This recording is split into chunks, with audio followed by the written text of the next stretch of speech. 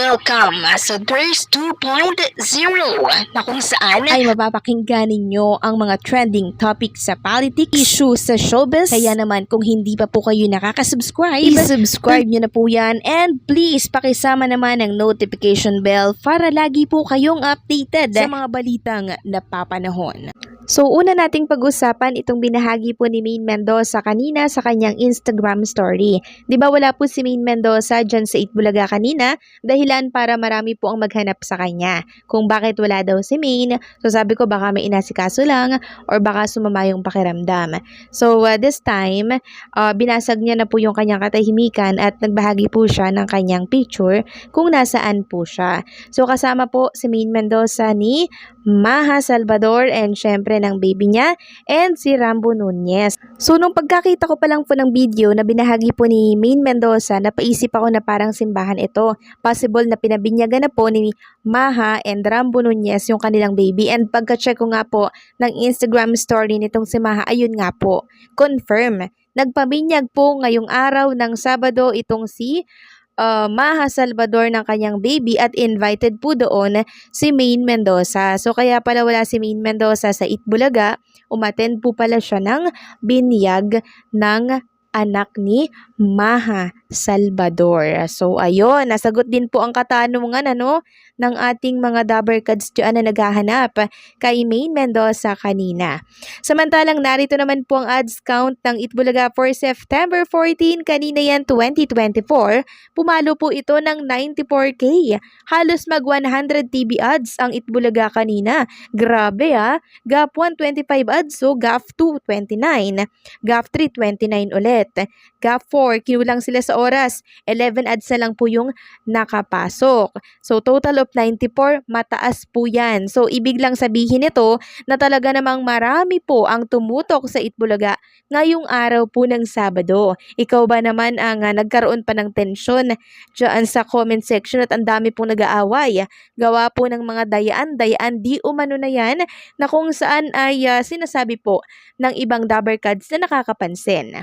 So kanina po kasi, 'di ba, sa mga nakanood po ng Itbulaga, nagkagulo po dyan sa Itbulaga, no? Gawa po ni Miles and nitong si Samantha Rascal.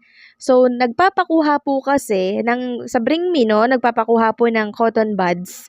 At ang nakakuha po noon ay si Samantha Rascal. Ngayon, nang malapit na pong makalabas si Samantha Rascal, inabangan po siya ni Miles Ocampo at inagaw po yung cotton buds kay Samantha Rascal. So, dumating sila sa point na parang nag-wrestlingan na po sila doon. Alam naman natin siguro na may kalakihan po si Miles Ocampo kumpara dito kay Samantha Rascal na napaka-slim lang. So, doon marami po ang nagalit na mga Dabbercads na bakit nakuha na nga, iaagawin pa nitong si Miles Ocampo. So yan daw ay natutunan ni Miles Ocampo dito kay Jose Manalo na siyang ginagaya ni Miles Ocampo kasi may time din na nangyari kanina na nakuha na po ni Atasha Mulak yung pinapakuha sa Bring Me, inagaw po ni Jose Manalo. Kaya ngayon, ginaya po siya ni Miles Ocampo.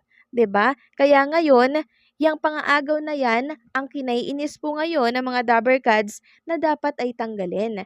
Once na nakuha na po ng isang tao, yung pinapakuha, wag na dapat agawin pa.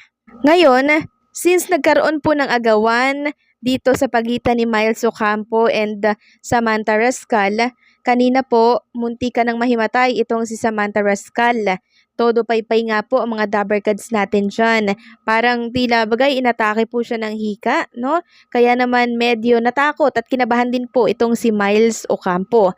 Kaya po ang sinasabi ng ilan, dapat nang alisin ang Bulaga Olympics na yan kung ganyan lang din na merong mga dayaan. Sana daw nire-restrict yung mga ganyang pangaagaw dahil once na nakuha na daw, hindi na dapat yun agawin pa ng isang kalaban or isang kalabang team.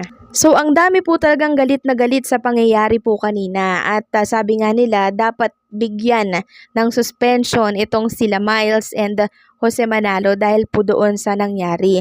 So ang masasabi ko naman, laro lang naman po yun, wag natin masyadong seryosohin. Ando doon na po na nagkamali na si Jose and si Miles Ocampo, sana wag na lang po nilang ulitin, pagsabihan na lang po sana para hindi na po maulit yung nangyari kanina na kaguluhan. So ang tanong po ng marami, dapat na bang bigyan sila Jose and Miles Ocampo ng ultimatum na suspension? Yan po ang katanungan po nila, no mga kadabarkads. Yan po ang tinatanong nila sa atin. Ngayon, ang sagot ko naman, pagsabihan muna, first offense, bago yung suspension na tinatawag. Kasi normal lang naman magkamali, 'di ba? So, dapat pagsabihan muna at pag naulit yun, dun na magbigay ng ultimatum. So, ito po yung ilan sa mga may sense na komento ng Dabarkad sa TBJ na page. Ako lang laging nagde-depend dati na for fun lang kaya dapat seryosohin. Wag seryosohin si Jose. Pero this time, turn off yung pangaagaw ng object kay Tash. Kaya sabi nga ni Joey, may harassment. Kasi kaya ang nananalo talaga ay yung red.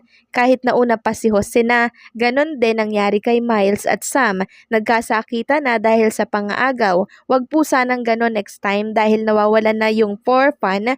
Pag ganon, hyperventilate si Sam, di na rin siya nakasama sa therapy.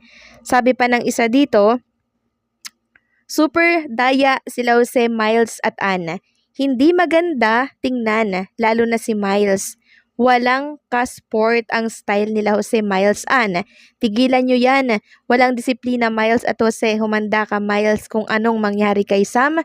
Miles, tingnan mo ang katawan mo sa salamin at titigan mo ang katawan ni Sam. So, ayan, galit na galit po sila, no, kay Miles Ocampo dahil sa nangyari kanina.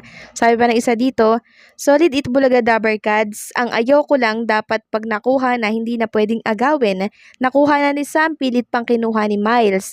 Kita ko si Sam para nahimatayin, dapat patas ang labanan, hindi nagdudugas. Yung red, hindi sila nandaraya. Dapat yan ang role ninyo pag nakuha na hindi pwedeng agawin. Disqualified na. So, yun nga po yung sinasabi ko pag nakuha na, dapat hindi na pwedeng agawin pa ng ibang team. 'Di ba? Sabi pa ng isa dito, wag nang palaruin sina Jose at Miles. Madaya sila, nangaharang. Ayan tuloy ang nangyari kay Sam. Na-guilty si Miles kaya binantayan niya. Madumi maglaro ang yellow team. So, ayan po ang ilan sa mga komento ng Dabarkads natin, ano? So, naiintindihan ko po yung panig niya. Mali din po talaga dito sila Jose and Miles Ocampo. Hindi ko po yan madedepensahan kasi alam naman natin at kitang-kita natin yung nangyari po kanina. So, sana po next time, next Bulaga Olympics sa Sabado kung meron pa man po, sana baguhin na po nila yung ganito.